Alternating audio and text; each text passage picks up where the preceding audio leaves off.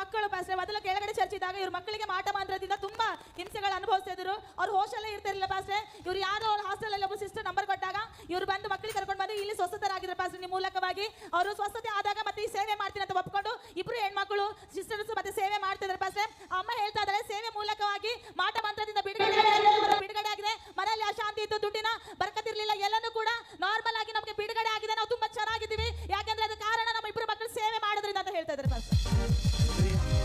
ಕುಟುಂಬ ಸೇವೆ ಮಾಡುವಂಥದ್ದು ಇಬ್ಬರು ಹುಡುಗಿಯರು ಇಲ್ಲೇ ಸೇವೆ ಮಾಡ್ತಾ ಇದ್ದಾರೆ, ಗಂಗೋತ್ರಿ ಮತ್ತೆ ಲಕ್ಷ್ಮಿ ಅಂತ ಆಲ್ರೆಡಿ ನೋಡಿರ್ತೀರಾ. ಆದರೆ ಅವ್ರ ಕುಟುಂಬವೆಲ್ಲ ದೇವರ ಆಶೀರ್ವಾದದಲ್ಲಿದೆ. ಅವ್ರ ಮನೇಲಿ ಕುಡಿತಾನೆ ಇತ್ತು, ಬರ್ಕತ್ತಿರ್ಲಿಲ್ಲ, ಎಲ್ಲ ದುಷ್ಟಾತ್ಮನ ಸೇರಲ್ಪಟ್ಟಿತ್ತು. ಆ ಹುಡುಗಿಯರಿಗೆ ಕಂಟ್ರೋಲ್ ಆಗ್ತಾ ಇದ್ದಿಲ್ಲ, ಅಷ್ಟು ಸ್ಪಿರಿಟ್ ಭಯಂಕರ ಇತ್ತು. ಆದರೆ ಇಲ್ಲಿ ಬಂದು ಪ್ರಾರ್ಥನೆ ಪೂರ್ವಕ ಬಂಧನ ಮುರಿದಲ್ಪಟ್ಟಿದೆ, ಅವ್ರು ಸೇವೆಗೆ ಒಪ್ಕೊಂಡಿದ್ದಾರೆ.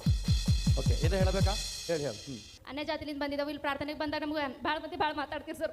ನೀವು ಅನ್ಯ ಕುಟುಂಬದಿದ್ದೀರಿ, ಚರ್ಚಿಗೆ ಹೋಗ್ತಾರಲ್ಲಿ ಎಂತ ಭಾಳ ಮಾತಾಡ್ತೀರಿ ಸರ್. ಇಲ್ಲಿ ನಿಮ್ಮಲ್ಲಿ ಪ್ರಾರ್ಥನೆ ಮಾಡ್ಕೊಂಡಾಗ ಸರ್ ನಮಗೆ ಹೀಗೆಲ್ಲ ಅಂತಾರ, ಭಾಳ ಮಂದಿ ಹಿಂಗೆ ಹೋಗ್ತಾರಂತ ಹಿಂದೆ ಮಾತಾಡ್ತಾರ ಅಂತ ಹೇಳಿದೆವು ಸರ್. ಅಂದಾಗ ನೀವು ನಮಗೆ ಪ್ರಾರ್ಥನೆ ಮಾಡಿರಿ. ಹಿಂದೆ ಮಾತಾಡೋರು ಪ್ರತಿಯೊಬ್ಬರು ಬಾಯಿಗೊಟ್ಟು ಬಂದಾಗ್ಲಿ ಅಂತ ಪ್ರಾರ್ಥನೆ ಮಾಡಿದಾಗ ನಾವಿಲ್ಲಿ ಎಷ್ಟು ಸಾರಿ ಬಂದ್ರು ಯಾರು ಮಾತಾಡಲ್ಲ ಸರ್ ನಮ್ಮ ಬಾರಿದಾಗ.